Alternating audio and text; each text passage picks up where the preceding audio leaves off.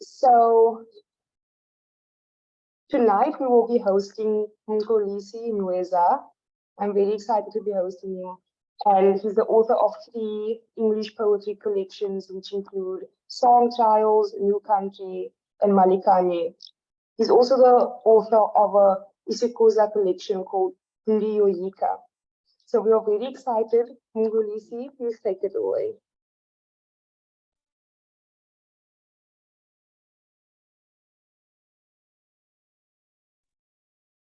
Thanks a lot. Thanks a lot for that. What a wonderful opportunity. I'll ask Robert, who's the publisher of this book, to just give a brief intro, and then without much delay, we'll do the reading. Robert, can you speak to us for a few minutes? Thanks. Okay. Yeah, so thanks for this opportunity too, because it's a bit like we had a launch in Makanda and in Blawa as well, but this is like a launch as well, so thanks for that. I think most people here know Mxolisi's poetry is very original, very lyrical. His poems are characterized by rapid movement between, let's say, reality and metaphor, or whatever, different spaces in the mind anyway, which makes it very exciting because it's lots of energy and movement between different realities. And you know, this was this is his first book of prose, and I'm very happy to say he's found a way of doing the same thing in prose, moving between, like, let's say, ordinary reality and other worlds, other realms, including a metaphorical poetic realm, as you'll see, even in this excerpt we've got. And it's also driven by an incredibly sharp use of language, which you'll also see when you read. It's just quite plain vocabulary, but there's suddenly like lots of things happening at once. So that's all I would say about the book. Been a pleasure to work with Mxolisi. We've got this beautiful cover by Cyprian Shilaku, who was an artist who died in the early 70s. A very brilliant, beautiful painting, or etching actually. And here we are with the book. So what we're going to do is read, a few people here are going to read different things. And Mxolisi asked me to start. So I'm going to just read the first page and a half. And Kirsten, are you going to sort of like move us down the, yeah, okay. From quite an early age, I could never forgive the earth for planting a fidgety tree of imagination and questions inside my head. My first despair came with the sad realization that nothing grew in our home back garden. The weary maize plants that my father planted petered out swiftly without yield. Before I could even complete kindergarten, the chessboard of all the rooks, pawns, bishops, knights, kings, and queens that would eventually impact my life was introduced to me. What happens to you later in life is merely a reminder or replay of what you went through or experienced, which was shown to you earlier by the birds. You were alive in your infancy. The world doesn't tell you that, but the birds know. All planets wake up each morning like the red sun from a galaxy of weary stars and journey to us. Our adult lives are terrible dreams.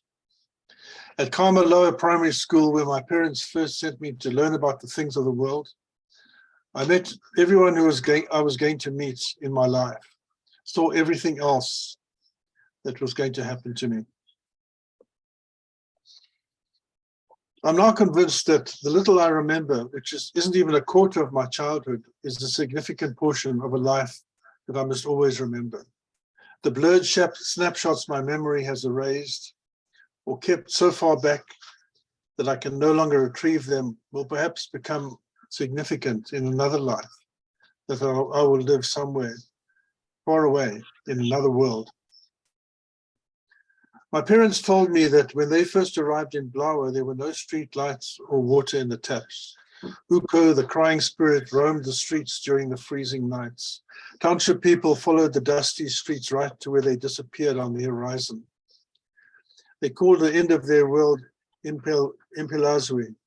Beyond that invisible demarcation line of apartheid lay the white man's vast empire, the big city of Port Elizabeth, with its defiant statue of an English woman, Queen Victoria, overlooking the dizzy waters of the sleeping bay. From another angle, she is turning her back against the main library building that stands packed with jobless black students and workers reading the Evening Post, always on the lookout for jobs in the bone-dry economy of the city. I emerged from our dark and unpainted bedrooms in Madala Street at night and entered our living room with its one center light in the ceiling, doggedly brightening up the space. On the walls, the photos of our dear departed family ancestors were seen more clearly, and the paths and reasons for the lives we lived were openly revealed and became understood. I was slowly seeing with innocent eyes that in the bigger scheme of things in Blawa, I was smaller and less significant than a dead flower. Inside the body of the human, the spirit of the angel child is blindfolded by unfolding events. Angels are only totally happy outside in the atmosphere like the birds, in a free life away from the tiring wanderings and conversations of humans. That is when the star angels inside us regain their heavenly powers to foretell the future and live eternally without fears of the sounds of the oceans or drowning.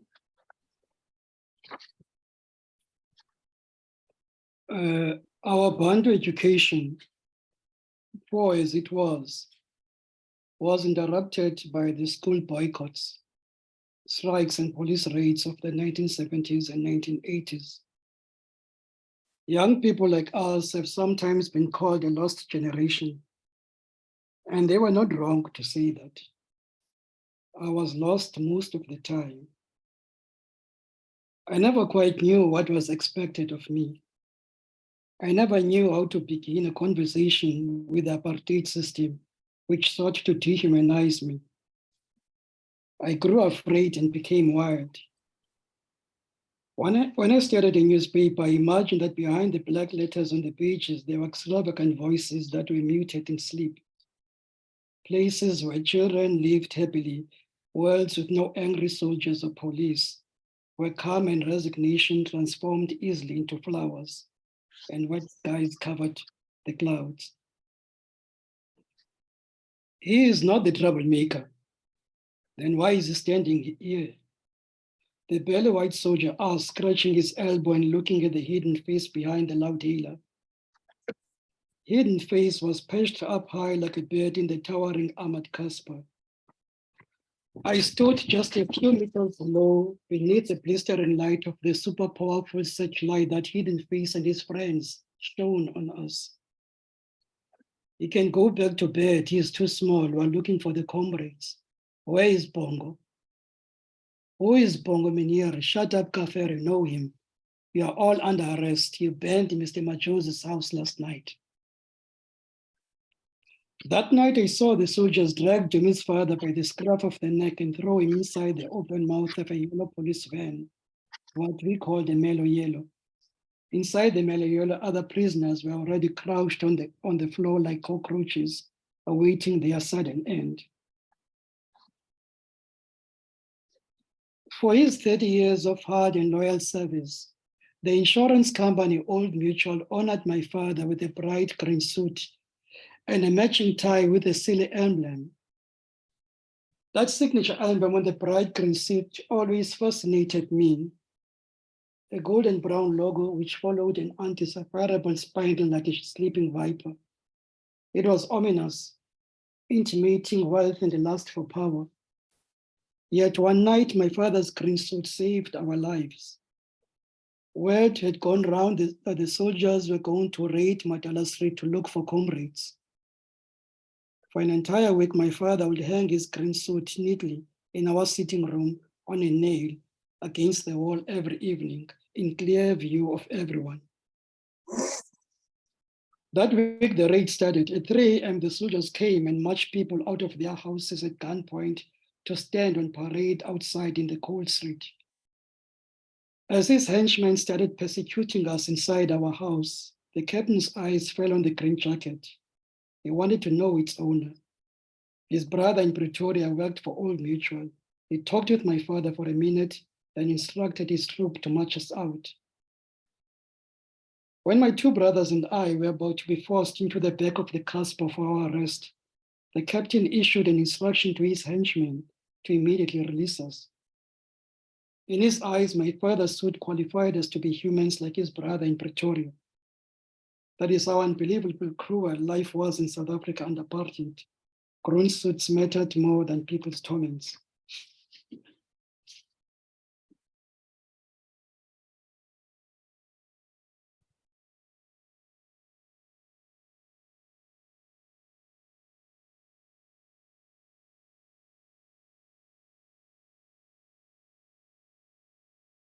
Is there another reader?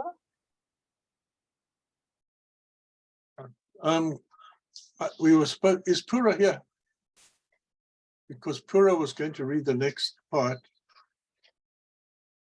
I think you must read it, Mxolisi, or we can ask Ayanda to read it, or somebody. I'll continue. Thanks. The first feature that dominates a township is the solid wall of the police station building. It is a work of great charm and longing, an engineer's masterpiece. Its great wall has floodlights shining at night, sometimes even during the day. The existence of bright lights in a police station is understandable. Standing inside one of its huge offices and looking outside produces a calming effect mixed with a sense of wonder. After a few moments like this, experiencing the anesthetic effect of the police in the station, I've heard that the gazer is overcome by sudden and urgent need to join the police force. Something like this must have happened to the Askaris and Impipis, they who were at first committed comrades during the freedom struggle, but later changed course to join the police. Probably it was the very first time in their miserable lives that they saw the township from the vantage point of a police station. Quite obviously, the Askaris and Impipis after capture had also become quite disorientated, had their brains rewired, disorganized all over by severe beatings, and relented to the magnetic pull of the force. The big station always stands there, right at the starting point of the township, before the building the first row of broken houses commences. A sad siren is sounded from the captain's office, and then the impatient builders can start to mix the mortar and erect the first downtrodden house. A police station is an important building in any community, the first reminder to Blacks that they are nothing in the world, a reminder that the world will be there after they are gone, buried in their graves in fearless. I think back to my school days when I brought arithmetic into my wandering nights. I had often seen one legless man who moved around the streets of Blawa like a rolling ball, lifting the entire weight of his body off the ground with the strength of his arms. I once heard that his legs had been severed by a giant saw. My encounters with this man happened at night.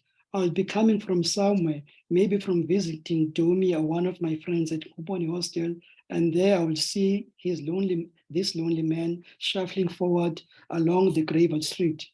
He was a nocturnal being, a beggar, who only came out in the evenings when the sun had cooled down low enough to bargain for his food. He opened dustbins, examined their contents, withdrew a banana peel, licked the smooth skin inside, drew back in disgust with a convulsion. At times he made a cackling sound laughing out loud to signal his presence. He knocked against everything: tavern doors, vegetable carts, stationary vehicles, and homeless people sleeping in the streets. He threw what he didn't want back into the pile of rubbish or into the street to be examined more thoroughly by hungry dogs. He picked up empty cold drink bottles from the heaps of trash lying the streets and drank the dregs of liquid still left inside. He swung his torso in jerking arcs, oscillating in the air in hypnotic motion, perfectly timed like the wings of a giant clock.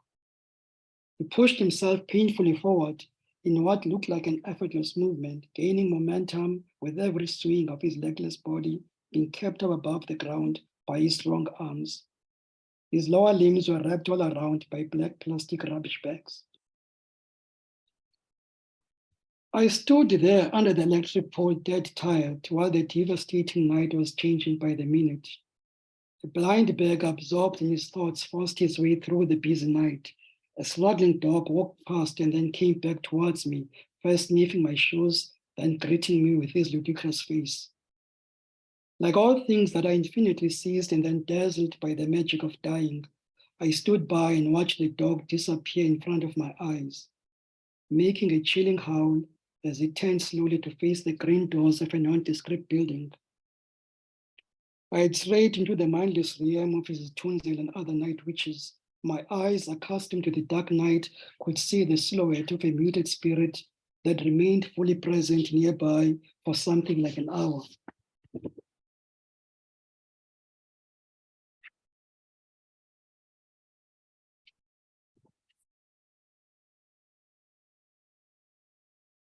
Stopping crime in Blawa is like fighting cockroaches in a dirty kitchen.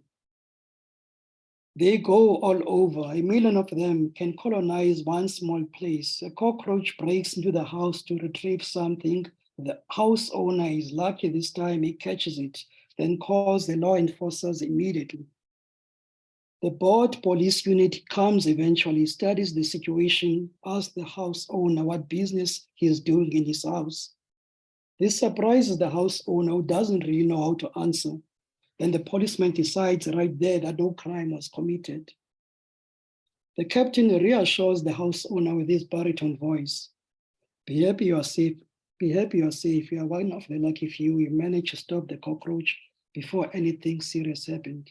Make sure you're on Facebook to alert your friends. If not, use your WhatsApp. The captain writes down the name and street address of the cockroach. The cockroach has one eye on his face. The other eye was stolen by a cockroach at Dorankin's hospital. But this one is lucky to be alive. His ancestors were with him. The house owner and the captain of the law are tired of his shit. They release him to the kitchen. Free cockroaches roam in a democratic country with daggers in their eyes. The police will never stop spitting and pissing on black faces. You wonder how come the majority of them are themselves black. Black people are expected to love the police deep down, die for them. The police see blacks as criminals. Something in how the police force trains its young recruits teaches them that way. So they sniff and sniff like long-faced dogs around their black neighborhoods to fish out the bad guys. The richest thieves have moved away and now stay in the pristine suburbs where the sun melts their heart. Yes, there is always more for the police in their world of death than buildings and dogs.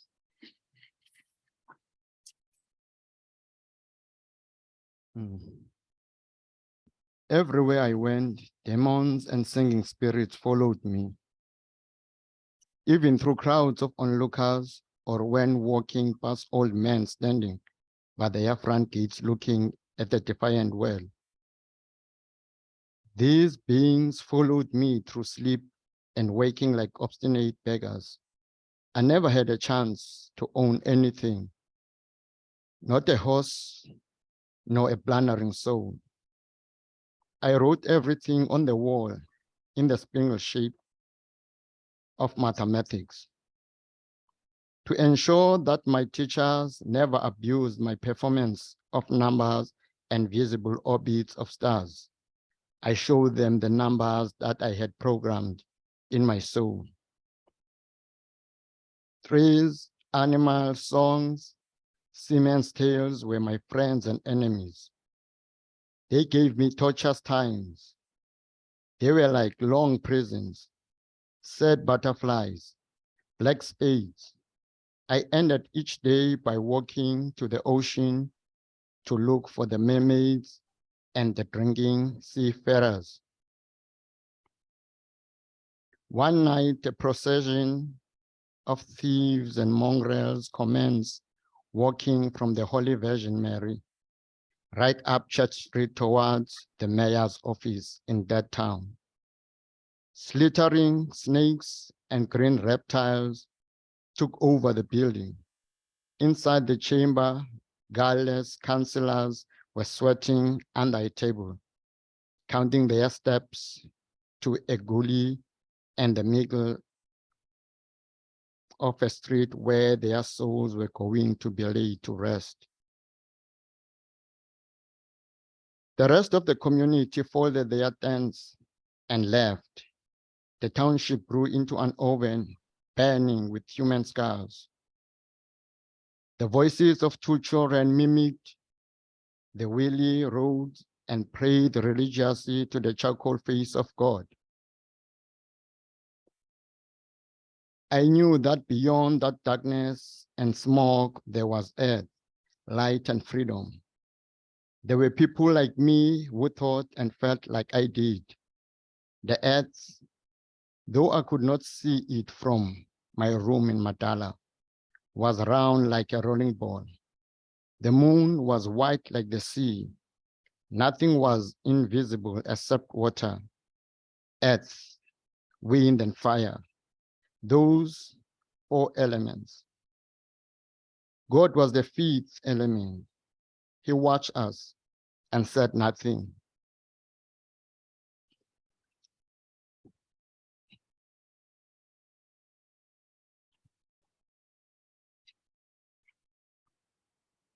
I went down the corner street to the same house where I think I was conceived.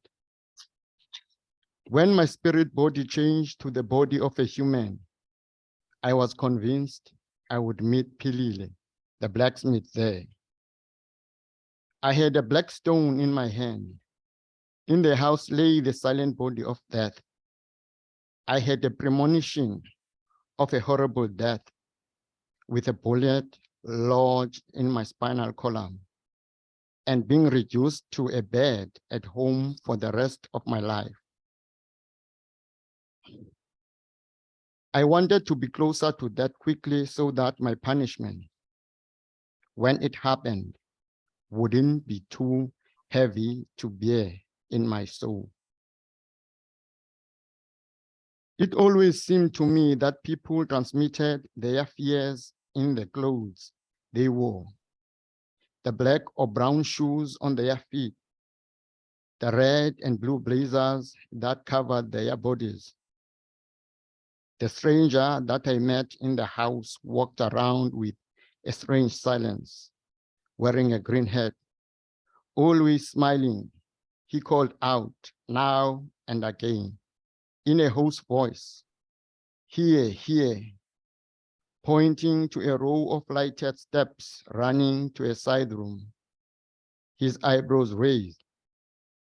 His red lips were rapidly becoming dry because of his haste to speak everything at once. And he softly drawled again in a hoarse voice, "Can you see what is happening here and what is written up there? Is it an A or a B?" Soon after my arrival, a dog greeted me on the doorway, a fish creature with one tiny eye. It leaped forward and started to quarrel with my shoes, growling and roaring like all dogs do to impress their owners. The man struck himself once, then twice, against the shin with the blunt end of a knife. His wife, who was sitting close to the stove warming herself, interfered immediately. "I told you, You must learn. After this, everything went quiet throughout the house. The chattering of the mice in the sideboard, the wobbling of a metallic knob on the stove, the dying years which had come down to settle comfortably inside the vestibules of the kitchens, sink, and the washing machine. They all stood defiantly in the middle of a tiny passage leading to the bedroom, bowing down heavily to the ground, forgiving the man and his innocent wife their obstinacy. The man softly crossed himself, hanging his shameful head closer to the floor. He banged something that was hidden in his left hand against the side table. He tasted the bloody fruit on the raised wooden table in the kitchen. The sun began to set on his face. Everything began to happen so quickly. "Tell me about yourself, young man," said the man. "You're such a delicate boy," the wife added slowly. "You must have run very fast to get here." For a moment, nothing was spoken by the strange couple. From outside the windows of the house, I could see the township was readying itself to sleep.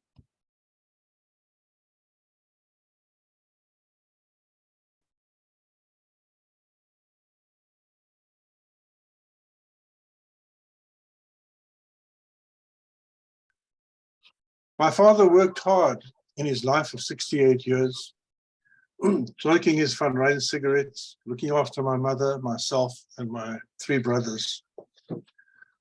We always had books at home, which my mother bought through Reader's Digest. But it took me quite a long time to realize the magnificent power of written words, especially poetry, to respect and adore words for the heroic beings and angels they are, often frequenting our despairing souls with the softness of their breath. I always look at the world through my window in the township. Little has changed. The houses built by the municipality in a street near the beer hall are falling down. The law in the township jungle is greedy and violent. Everything I see, I condemn. I judge harshly. I compare the world to my simple spot in this harbor. The shadow that hangs low over the docking ships in the dismal harbor looks bloodless and cold, like the fingers of the dead. I notice that the housefly only circles the food that I put on the table in front of me. It wants to partake of my meal, dine or die with me. It ignores the custard that is dripped down from my plate to smear the floor with its bright yellow color. Almost every morning I go barefoot to the sea to look for poems. The sea is very close to where I live. I sometimes hear it laughing or shouting in the night. It seeps and dances along the shore for many miles. The mysterious water is blue or dark green and never fades from the looker's eyes. My body is the warm sternum of a flying fish, the busy wing of some faraway eagle. My torso and my limbs are enmeshed in a dark pact. My body exists as a coy ally, a friendly organism of feelings and actions. An insect, a bed bug, eats slowly at my flesh.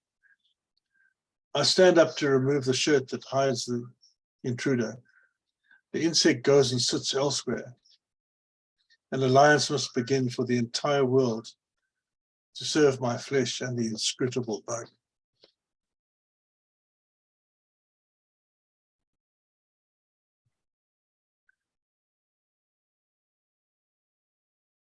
It's you, Mxolisi.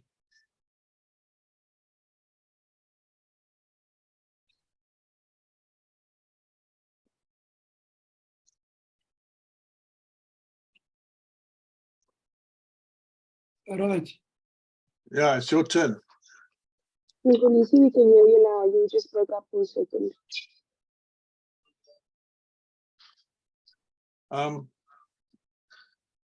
Can you hear us, Mxolisi? Otherwise, Oh, I'll carry. yes. Okay, sorry. Okay, it's you to read. You can hear me, Mus. Yeah. Okay.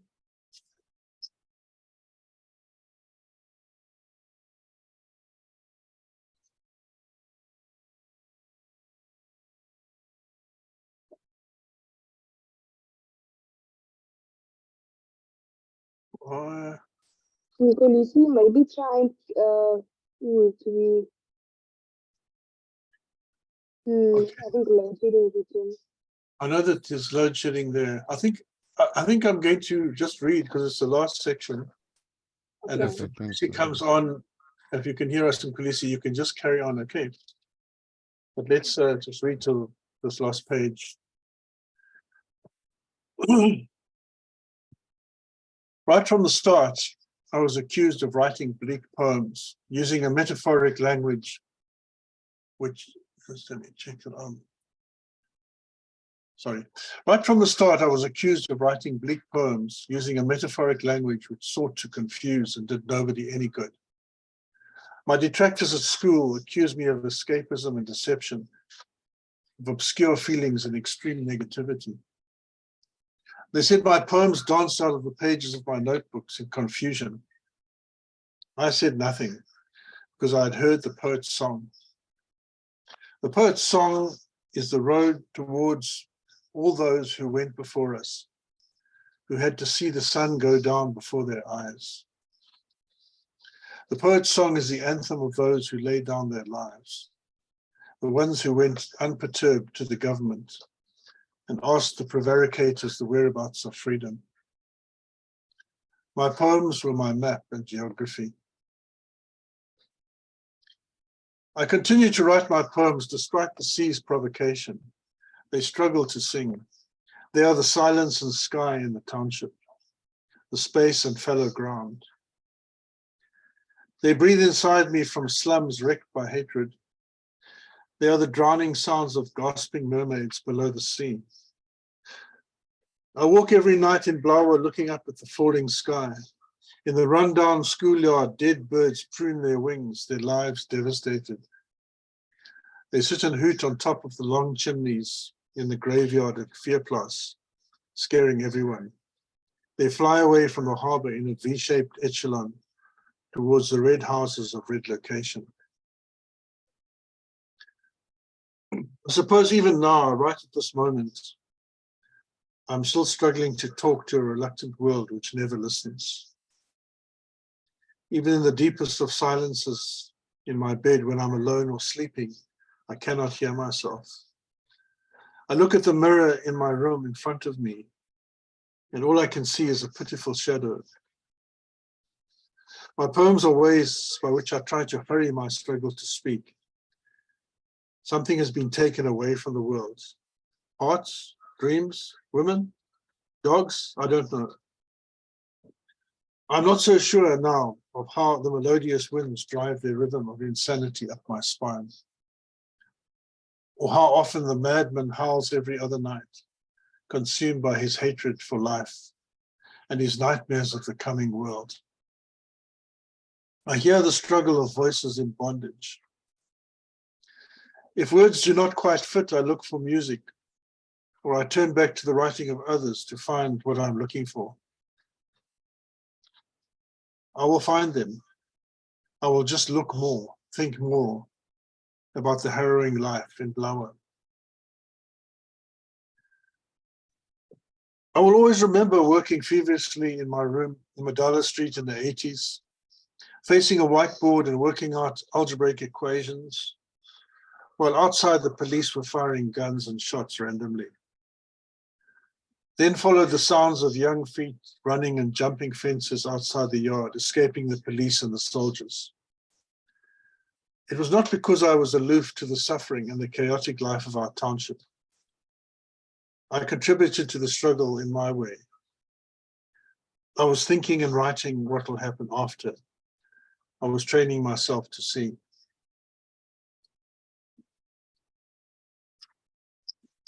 Thank you, Robert, and thank you, Mxolisi, for reading along. Mxolisi still hasn't joined the game. I think I'll stop sharing for now. I'm not sure, Robert, if you want to give him a call to find out if he's going to rejoin. I will try. I mean, I see his name is here. Can you hear us, Mxolisi? If so, unmute yourself and say something.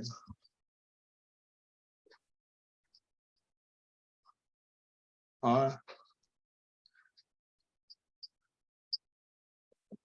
No, he did warn that they've got load shedding and he might cut out. So he's changed to cell phone. No, I can hear it now, Robert. Okay.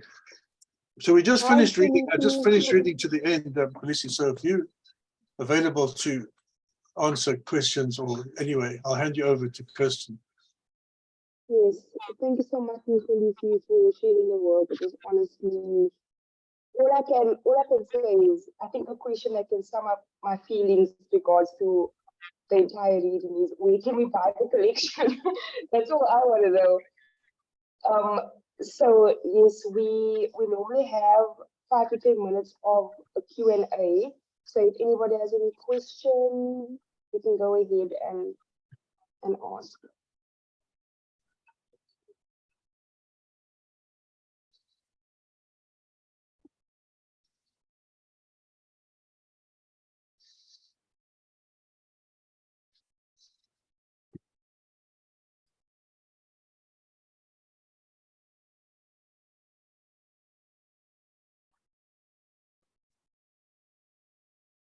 Mxolisi, I don't know if you can hear me. I can hear you, Jack. Okay, no, it's great. It was a wonderful reading. Thank you. Now I'm on a computer that I can't really drive, so this is how it goes. I'm really interested in this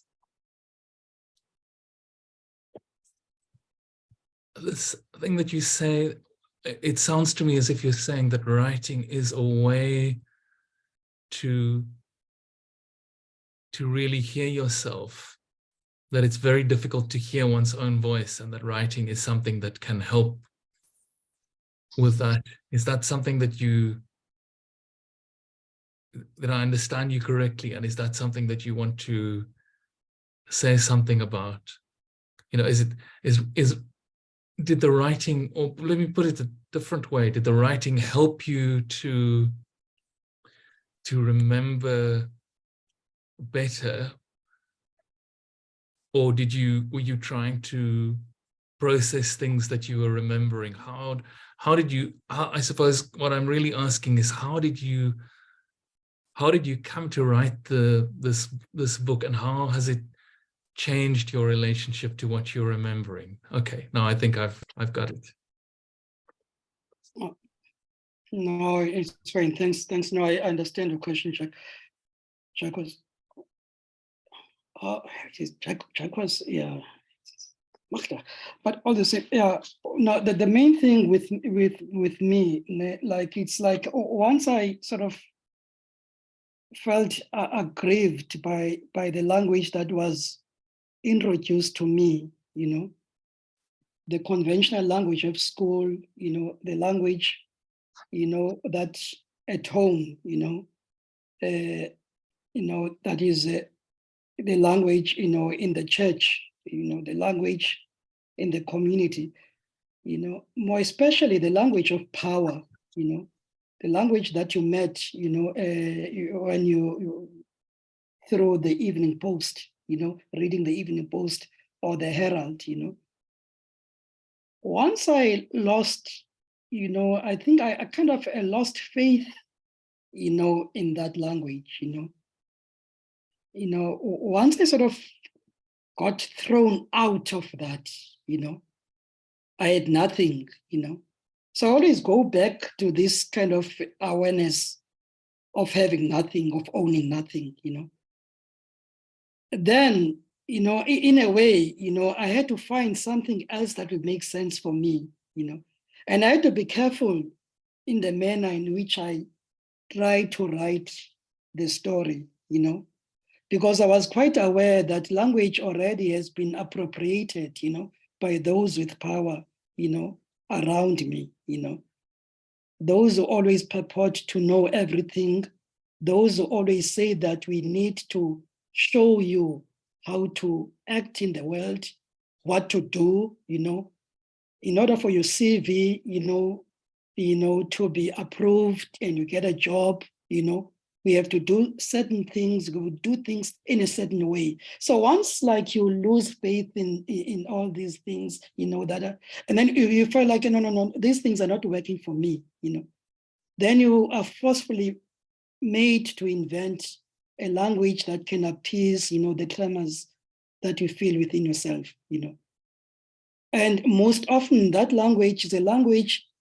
that sort of works without answers, that raises more questions, that leaves things in the middle, that never complete sentences, I'm not worried about that, of making sense and completing things, because nothing I felt strongly was ever completed for me, in order to understand. So I tried to follow, that kind of, uncertainty, that I was, introduced to by a world which seems to have everything covered. So no, let me just stop there. That's absolutely, that's absolutely fascinating. That there's a whole world in there. Thank you. Wow.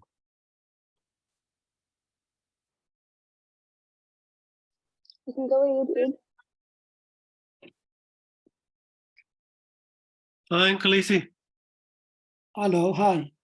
Thank you. It was very powerful. I loved all the vignettes and all the very rich sort of metaphors, but they've been there before in your work, or I recognize them, the sea being one of them. And your answer was fascinating for me as well, because what I heard you saying was choosing to write in a way which is more surreal, open-ended, lends itself more to uncertainty, or sort of lives with uncertainty, is a bit like a language of resistance, if that makes sense. So my question, sorry, so this is a book of prose poems, almost. What was the impetus to doing this kind of thing? Did it just come fairly organically, as opposed to another book of poems? And how do you feel after having this project completed? I mean, I'm scratching around for a question, but I just was interested to know what your sense of what you've done is like.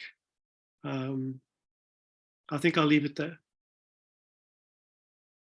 No, I feel quite relieved to have gone through and sort of completed the book. I mean, Robert has been quite helpful in this process of doing this. Very, very helpful. In that, like, I mean, I started writing. I think I was not aware that I was writing Flowers Inconsolable Spirits for 5 years ago.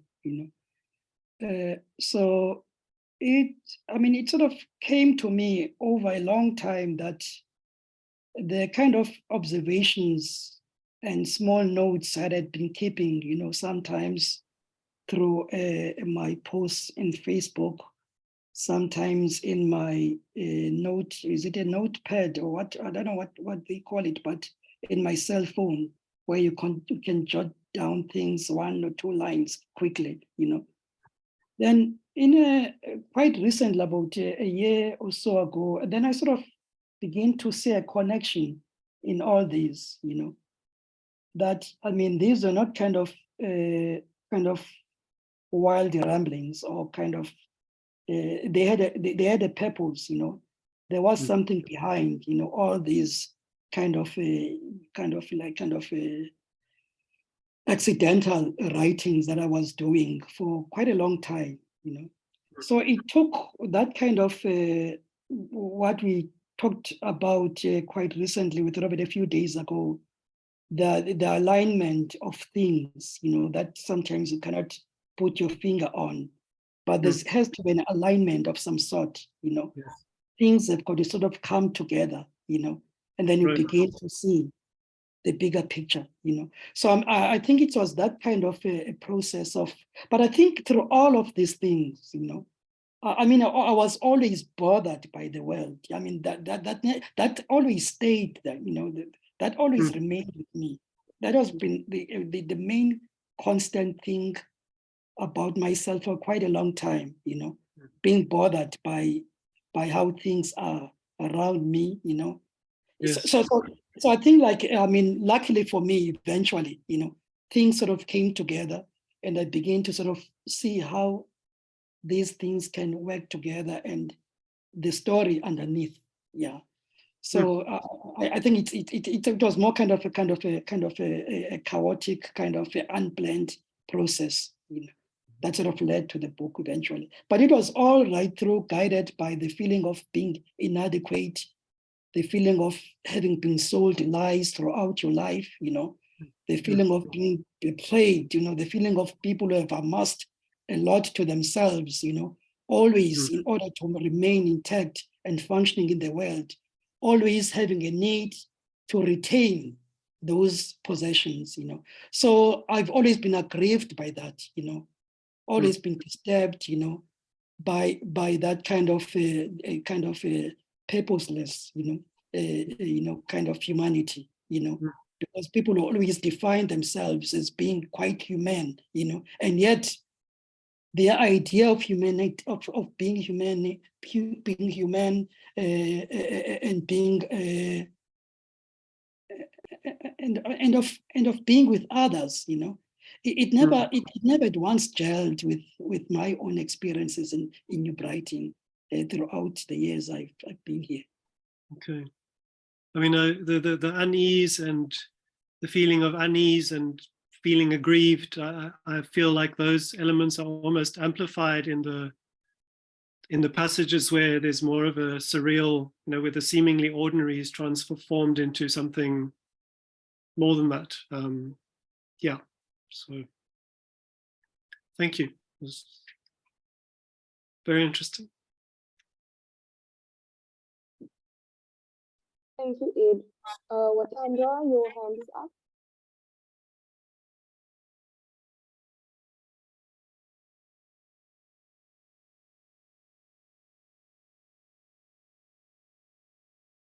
Watandra, Anyone hear me? you're breaking up a little bit. It's quite static. Oh, I'm so sorry. You hear me now?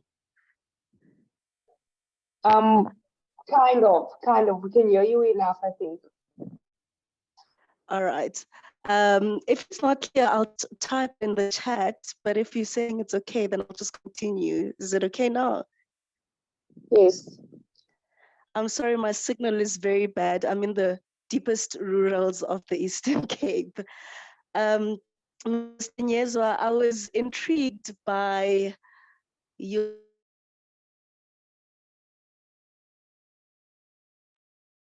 Okay, Watandra, I think we're gonna have to type because we can't hear you now.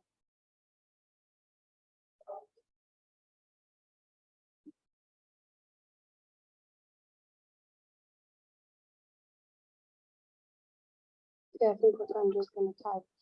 I think I'll go ahead with my question. Watandra? when you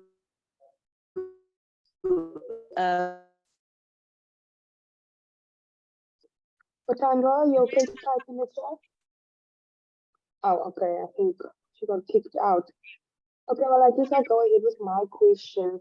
Mxolisi, I found when I was listening to you and Robert read, this sense of a stream of consciousness that comes out in the writing, and I always find that to be so powerful because it feels so organic, it feels so real. It felt like when I was listening, it almost felt like I was reading a letter that you had written to me personally, telling me about, you know, your experiences and your observations and how you are viewing the world. So I guess my question is around when you started writing these pieces, whether it started as a form of stream of consciousness or if you kind of formulated it and crafted it in that way.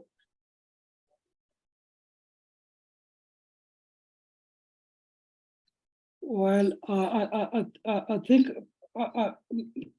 things about me, like what you, I mean, they are rooted in people's hard experiences. You know? I mean, I think like one of the, I think, big problems, you know, that some of us sometimes face is the failure, you know, to forget, you know. We really need as people, I think it was Johnny Montale who sort of referred to that, you know, that the huge crisis in us is the inability to forget. You know? We really need to forget. You know? And I've sort of kind of failed dismally many times, you know, in that project, you know. And then people's faces stay in my head for, I think, a little bit longer than really necessary, you know. So and then they sort of shape, you know, how I do things. I mean, it's a bad thing, but you tend to remember. You remember people who are sort of, you know, who are sort of been terribly, you know, done, you know, dealt heavily done, you know, by hard blows in life. You kind of remember these faces, you know, and then your writing tries to recapture, you know, what you saw, you know, the slow movements of people as they go through life, you know. You remember these things, you know, and then they bother you, you know, and then you try to make sense of them, of the small things. It's usually the small things that are most terribly disturbing, rather than the huge things. It's just these small things, you know, that are terribly, terribly prone to cause nightmares, you know. Small things. Once you start to sort of zoom into the small things, you remember the small things, you know. You know, then no, it can't be any problem, you know, because then you are forced to sort of to understand, you know, those kind of, you know, seemingly, you know, meaningless, you know, actions that people follow, you know, because there's a logic in poverty, you know. There's a certain logic that people understand when they are afflicted, you know, when they are oppressed, you know, there's something that connects them, you know, there's something that connects them, you know, that binds people once the hand of oppression comes down heavily on their heads, you know.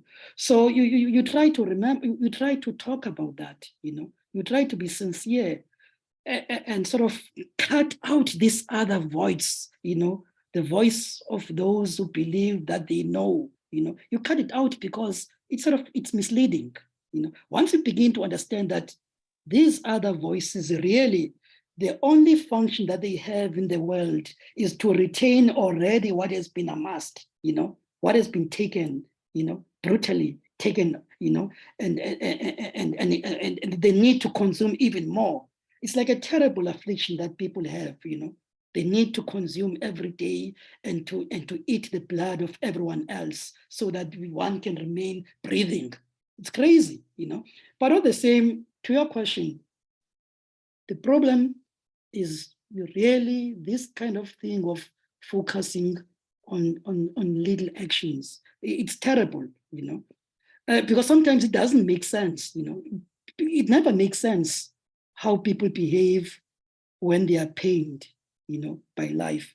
And yet when you try to zoom into that and try to articulate those seemingly meaningless actions that they follow, you know, you begin to see bit by bit that there's a massive logic that connects them, you know, that leads them. So I'm just saying that I always try to do that, you know.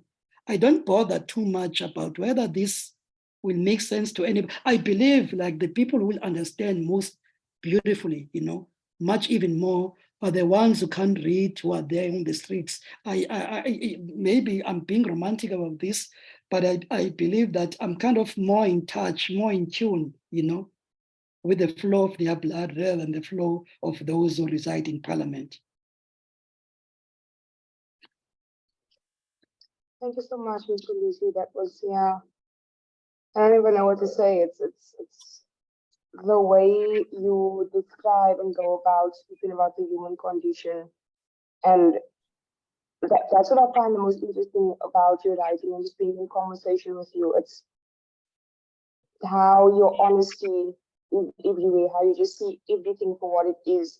And I think that's what we need more of from everybody, really. And I think that's what we aim to do as writers, is to just expose the honesty, no matter how gruesome or terrifying it may be. So thank you for that. Thank you for your work. Are there any other questions from anyone?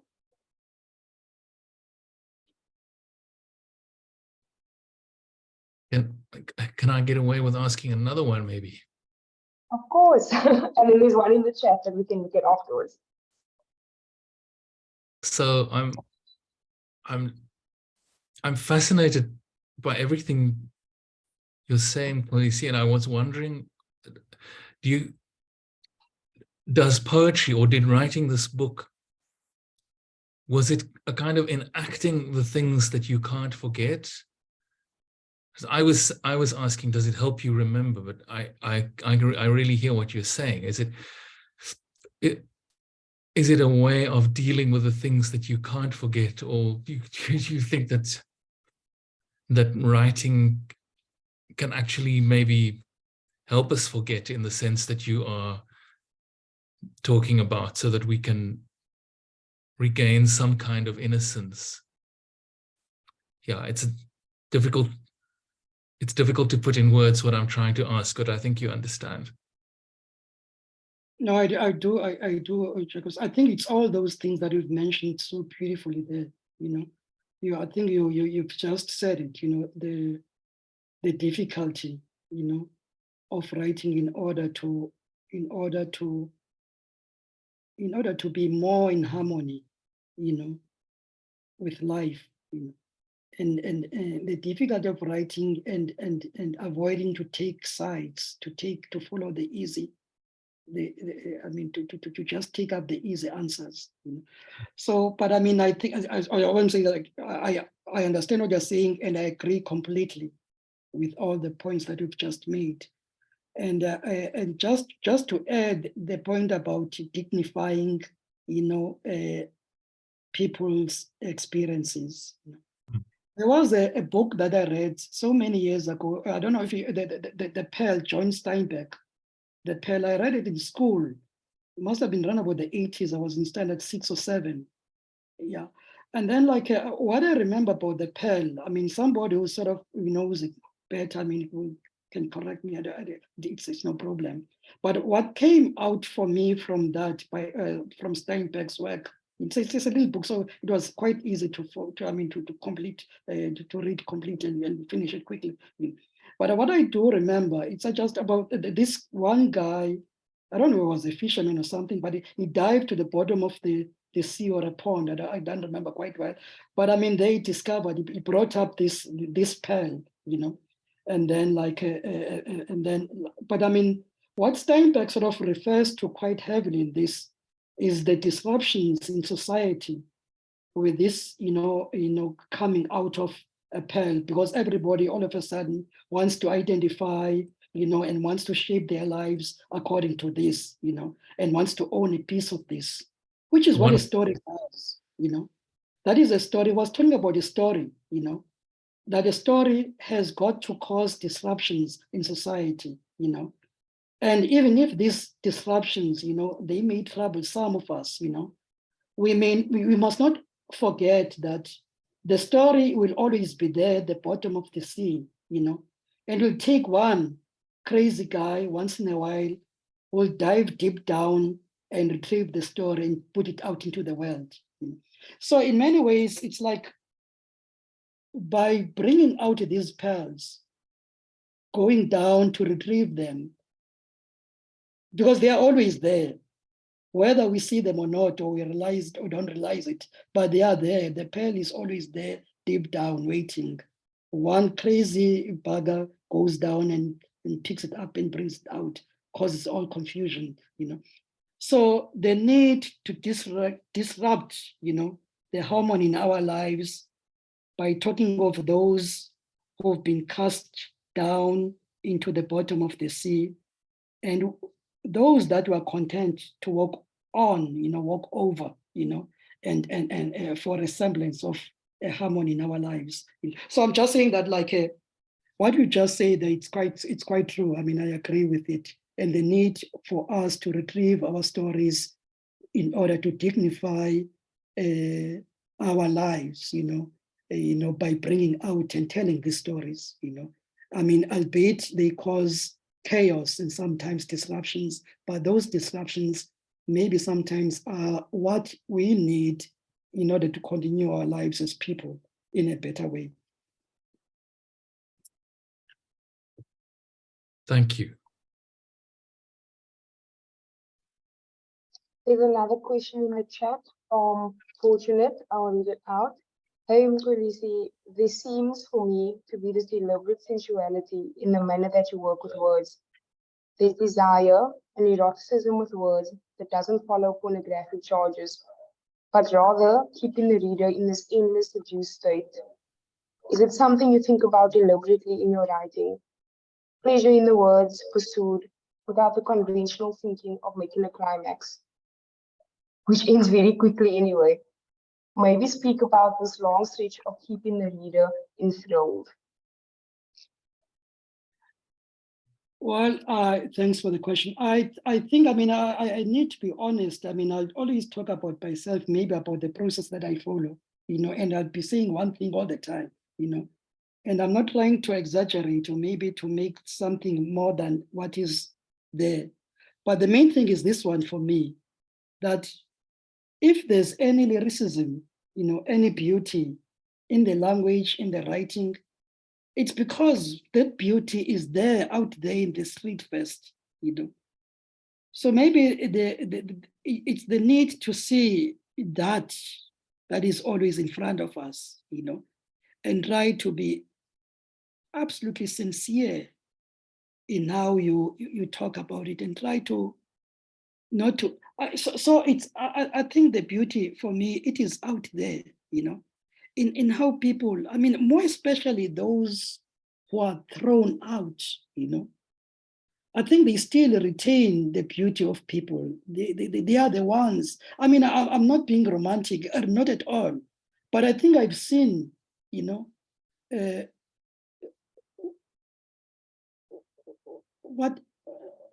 whatever idea that a God must have had to create the human race, whatever idea that he had when he began the project,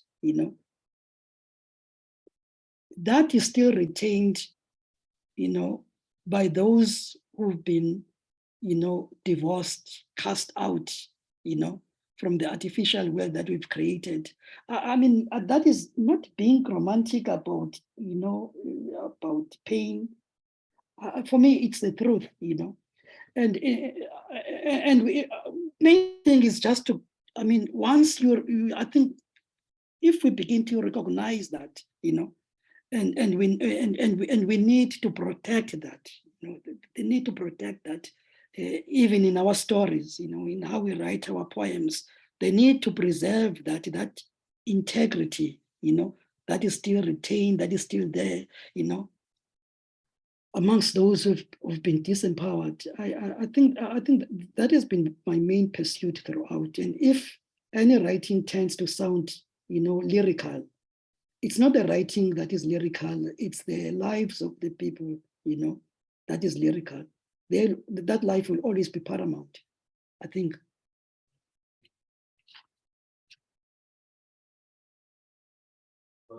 Thank you, Mxolisi. That was a brilliant answer. I think now we're going to take a 5-minute break and then come back for the open mic. So get yourselves ready with your poems. So I think we can come back at 10 to 9.